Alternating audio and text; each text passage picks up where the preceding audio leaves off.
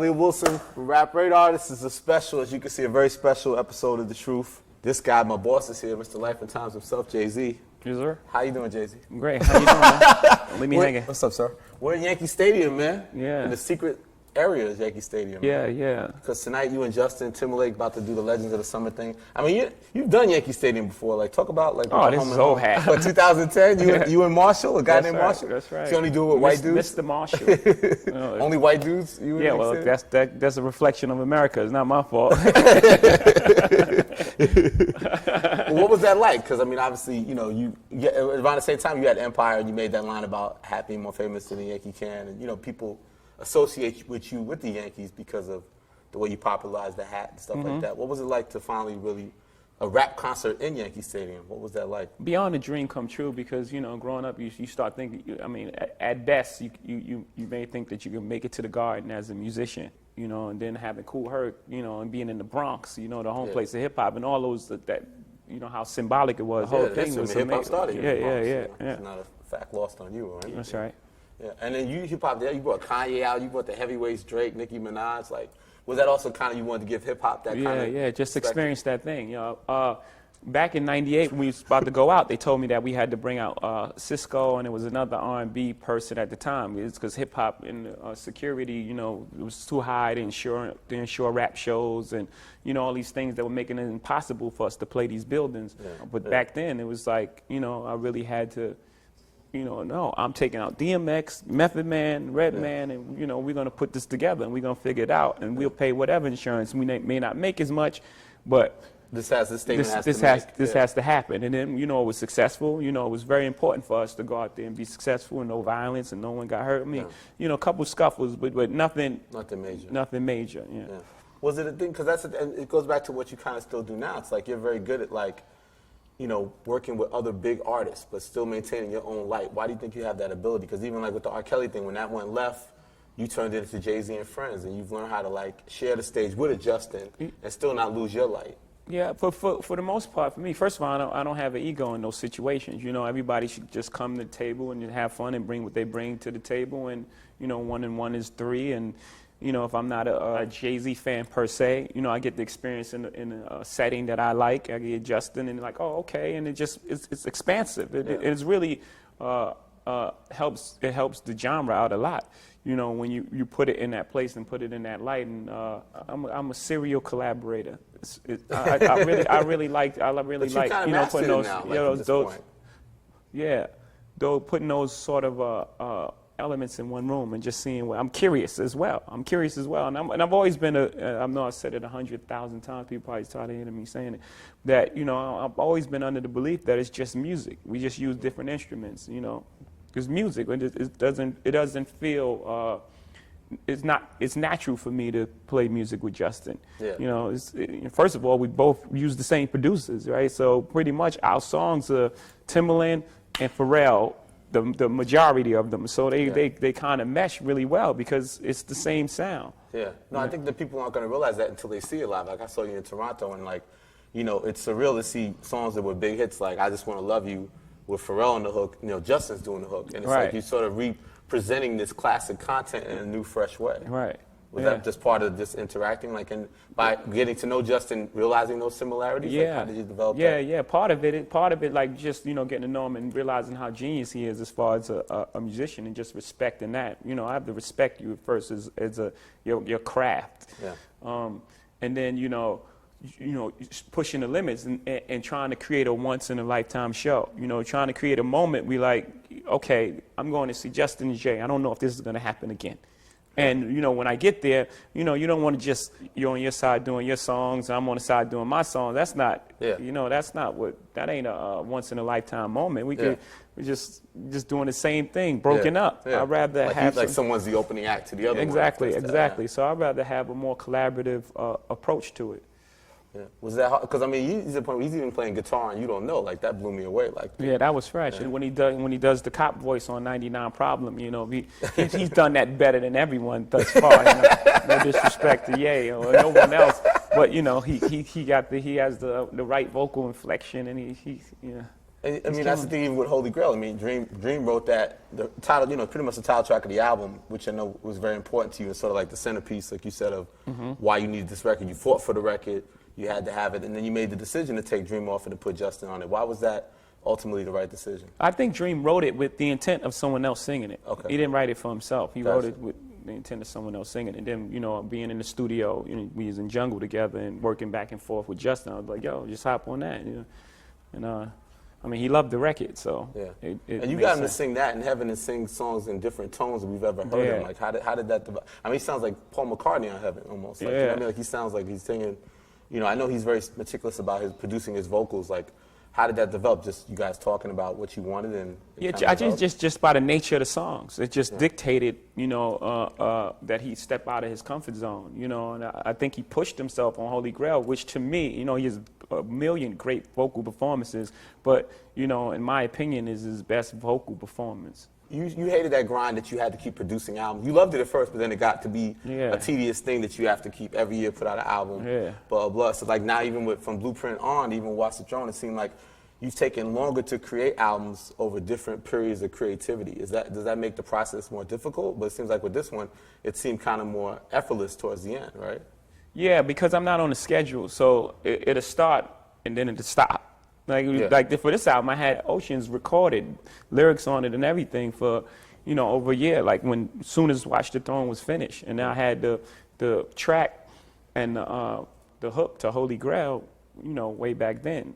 So I can't say I officially started then. I had pieces of music and ideas, and then when Timberland and we caught that vibe, then it was a pretty short period of time. It was over a couple weeks. It was over, maybe 2 weeks, maybe 3. Let's just say 3 weeks, and it was done. And you said Timbo kind of lured you in when you heard the Picasso Baby beat, right? Like, what was it about? Because I felt like he had a new sound than his signature sound. Like he was kind of changing his sound, growing in a different way. What was it about the sound that attracted you? It felt like a 90s. It was like this 90s minimalist approach to music, like how it would sound then, but putting subject matters and sounds of today.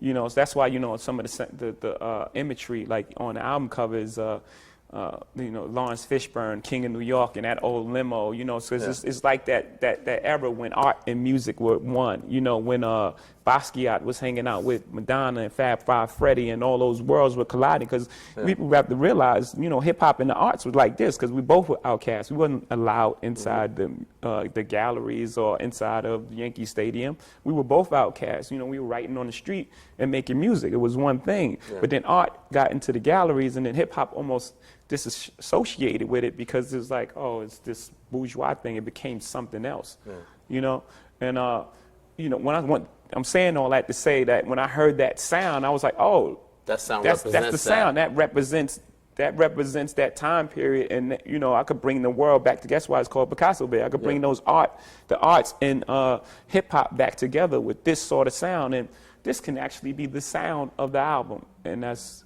pretty much where it came from. That's why you have songs like Verses, and if you listen to it, On the Run is very 90s sound. It could have been something by Climax or something. But it's a new sound in a lot of sense to me. Yeah, I'm saying I'm saying it's set in that place, but then it has modern subject matter and sounds. But it's still a lot of it, even the Mace flow on that, and the Juvenile on, so there's a lot of references to that time.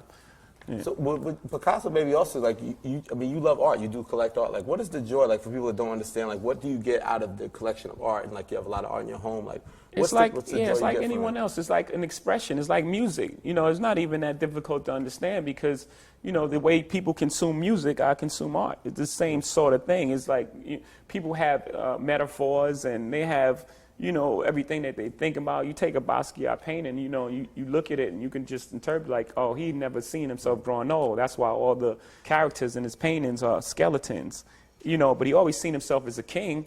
That's why the crown is always in the painting. He always had a strong sense of worth. And then you see him, he allowed you on the process. You see him write something and cross it out. And like you see him thinking, he allowed you in on the process. And it's no different from the way people record. But it remains something that inspires you, because I think even like people were critical, like when you say like you're inspired by Basquiat, or it ain't hard to tell I'm the new John Michelle. Some people even get offended by those type of statements. Like when you put your context of your artistry against artists that are painters, what's the statement you're trying to make? That is no different. No, it's no different. Shakespeare was a man who wrote poetry. I'm a man who writes poetry. I mean, why not compare yourself to the best? There's the only way that you.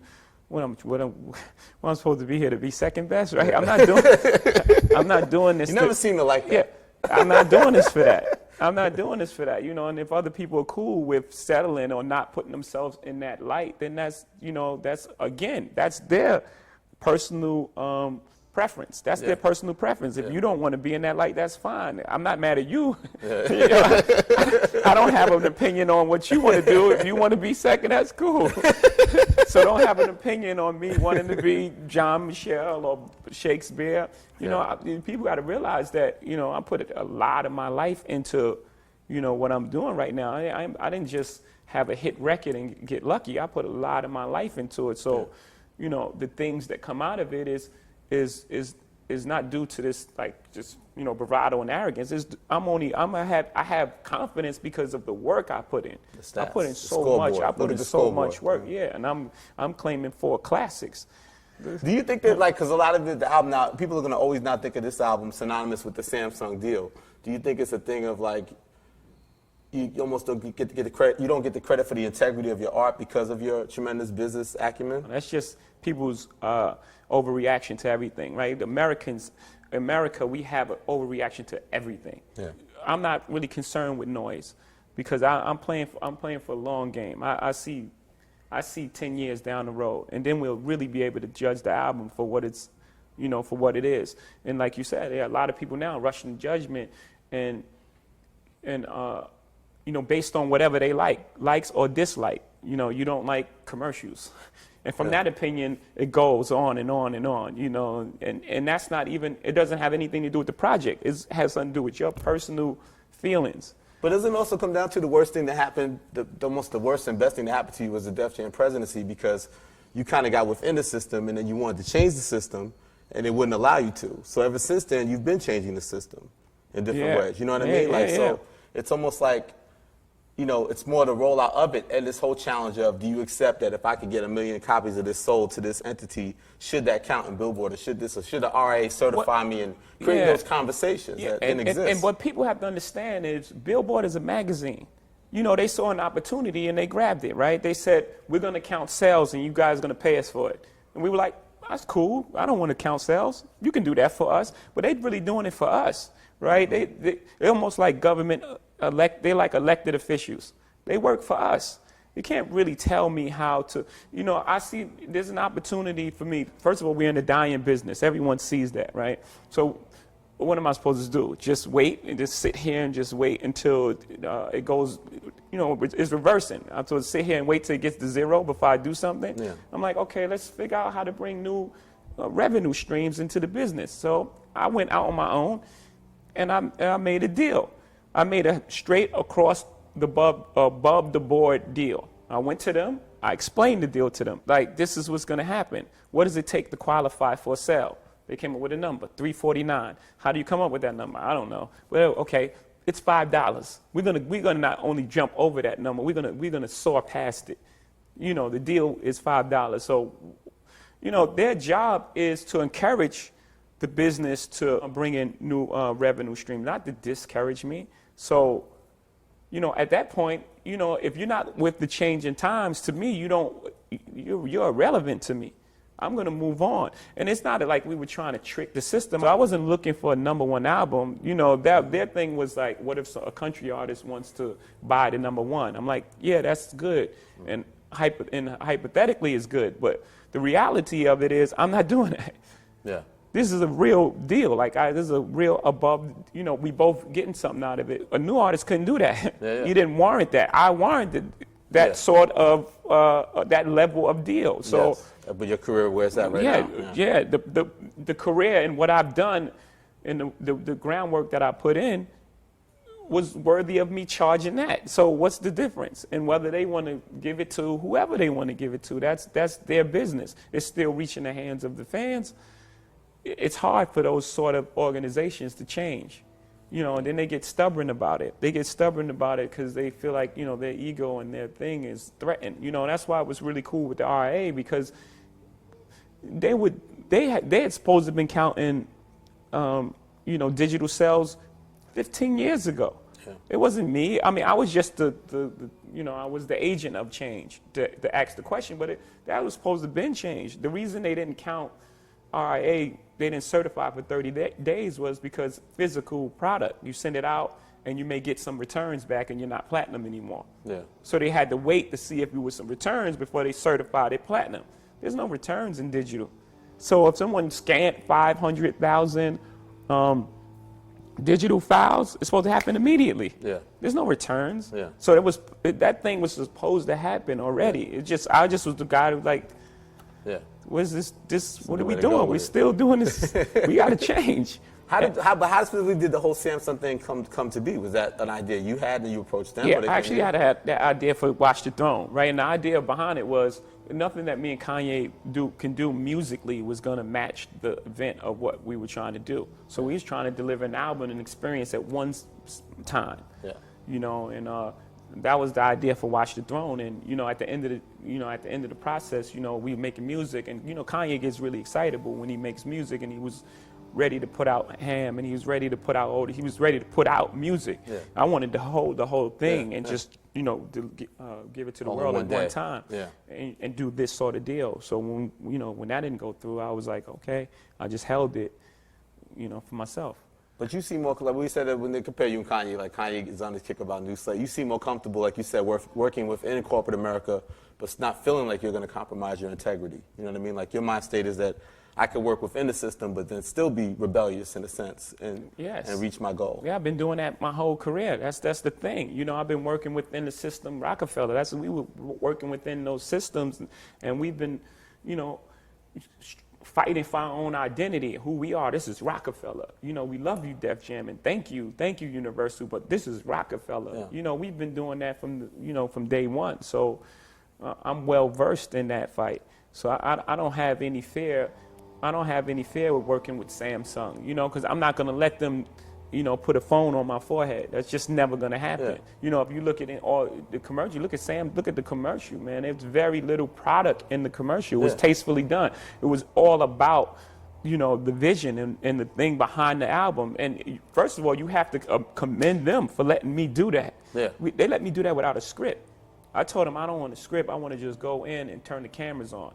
And you got these guys have $30 million or whatever, you know, more with advertising. They have millions of dollars invested in this, and they're like, "You just gonna show up and talk to Rick Rubin?" The thing, if you know Rick, everyone's seen that moment. Oh, well, he just kind of lays back and he just soaks in. Artist, he's Red Hot Chili Peppers, Dixie Chick. They're like, "That's Rick on the couch. That's what he does." That's why it was like an honest portrayal of Rick Rubin right there. No shoes on the couch. And because that's how he connects to it? Exactly. That's where he needs to go to really, you know, digest what he's listening to. So did you really play it for him for the first time in the Yes, that was the first time. That was a real thing. And you was explaining it to him? Yeah. So why did you decide to ultimately use him as your muse for that? Like the whole thing is about, I mean, you have all these great producers around. We had that relationship. We've done that before. I played him Holy Grail months ago, and on my balcony in my house, and he was like, "Man, the intro's too long, man. No one wants to hear all that singing before you rap." But it's amazing. It's amazing. He was like, "Just telling you." No, but I remember you had told me like you had some issues with like you made way to put it sequence-wise on the album, right? And then you just went and decided ultimately put it right on top. Let's just start it off with that.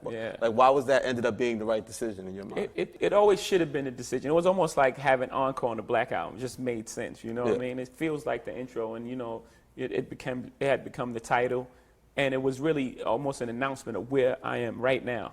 You know, address you know, the success that I've had and how to deal with it. And then, you know, my reflection on it is like, this ain't really, you know, thing. People dying back, people still getting shot, you know, where I grew up. Like, I got a couple cameras in my face. I can deal with that. Yeah. You know, it's just like the whole thing, you go through it like, this is terrible. I can't even take my daughter to the store. And then you wait a minute. let's put it all in perspective. It's not like a real problem. You know, like people have real problems. Like, you know, your son may go out and not come back. You know, that's a real problem. You know, someone's going to take my picture. That's I could deal with that. But it's funny because you've kept the same residence, the Tribeca spot. I mean, and it's funny because in the beginning, I remember you fought to get in that spot, and there was a lot of resistance racially for you to be even in that building. And then it ends up being your home, ends up being, you know, where you get married, raising your daughter. Like, why have you decided that you can live anywhere in the world? Like, why do you decide to still live in New York and live in that place? And, well, New York is I'm connected. You know, it's my core. I feel like if I'm not connected to New York, then I don't even know what to do with myself. You know, I always have this grand imagination, you know, that I'm gonna go get, you know, I mean, this dream that I'm gonna get a big island and just live there like a recluse person. But I'm not really, that's not really who I am. I'm not really that person. I'm really a person of the people. I'm really connected to the people. I really feed off the energy of people. And it's like where I am is like right there, you know, and it's my home, you know. And then the crazy thing about understanding is everyone in the building loves me. You know, it's like, you know, wait a minute, there's not loud parties. Like, your model, like I'm gonna be throwing one oak in my home every night. Garvey in the basement. You know, their worst fears, like that was their fear, like really, like, you know, out of ignorance. That's just ignorant to think that. gonna come over. Be like shooting in the lobby. Like it's Hot 97. But that's the thing I think that you do well, like in your family, is like you still go out and do things. You still don't allow yourself to be a prisoner to the fame. You know what I mean? Like, how do you think having a partner that's also famous as you are, or more famous in some ways, is what helps you do that and help you keep your sanity with it, all the attention? No, just having someone who's like a good person. You know, I don't know if it's, you know, the celebrity angle helps or hurts, you know, in that aspect as far as dealing with it. I guess a bit, because it's a bit, you have someone who can relate to, you know, what you're talking about. So I guess what's the sense of being successful, you know, if you can't still be yourself? You know, I thought the worst thing was to be successful is to be successful as someone else, and that's just a you know, the same thing, just a bit later on. Like to be successful, it's imagine, you know, like CB4, right? And you like the biggest hit of your record, but that's not really you. That's like now you're really a prisoner because you have to live like that every day, and imagine being that. Imagine like putting the image out there that's not really you, and then it being really successful. You know, then you have to live up to that every day. That's, you know, and I never wanted to be that, and I certainly don't want to be the guy who gets successful and then just pulls away and just, you know, I can't go out, I can't have a bite to eat, I can't, you know, walk to the store, I can't. Nah, that's not going to happen. You know, I'm not going to allow that to happen. Why do you think you're built for it, that you can handle it, the good and the bad that comes with it? First of all, I'm always I'm constantly curious and always trying to evolve as a human being, right? That's one thing, trying to learn myself and learn my faults and learn the things I don't like and learn, you know, whatever insecurities that we have as human beings. Like, that's one. And two, I'm just like a real person. I've always been like, you know, I came into this music business at 26 years old. I was a fully developed man at that point. I had lived so much life and been through so much, you know, at that age, that I didn't have anything to prove.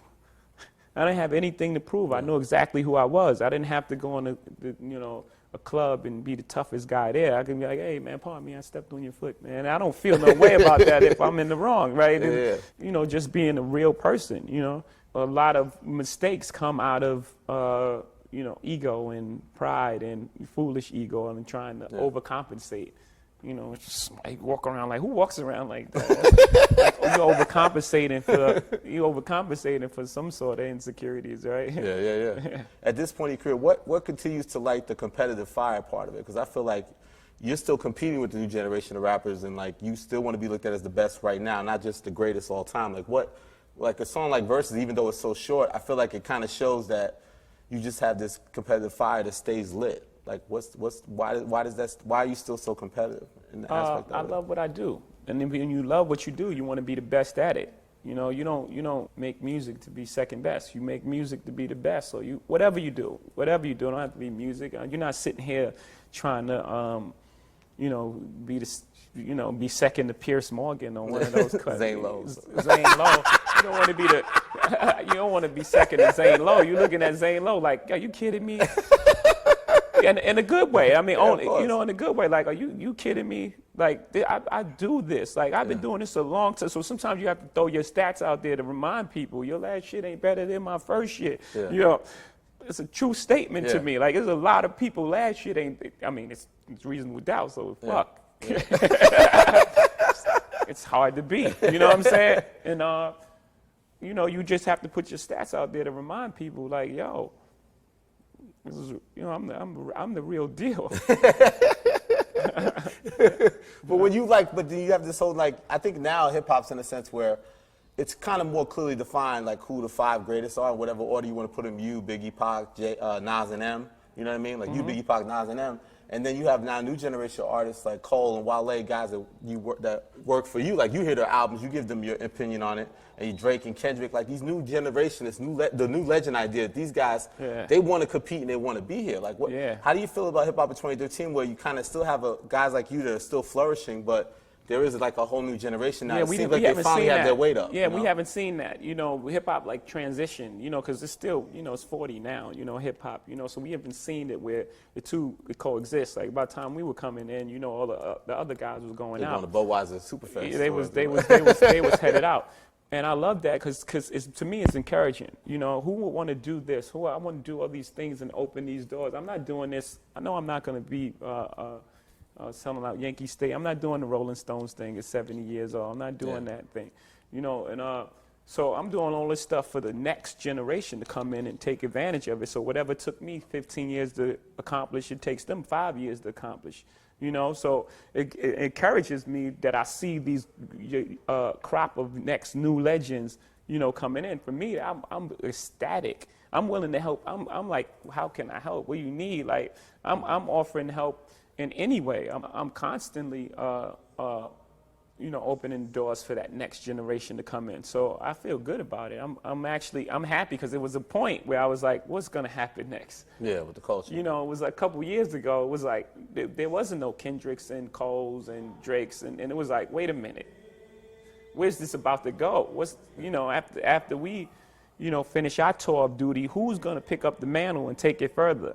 Make sure you stay tuned, man. We got more of this Jay-Z conversation on the way. Subscribe to youtube.com, Jay-Z's Life and Times. Hit us up on Twitter at Life and Times. Hit me up at Elliot Wilson. Was that the best Jay-Z sit-down interview? You tell me. It's Elliot Wilson from Rap Radar, and that's the truth.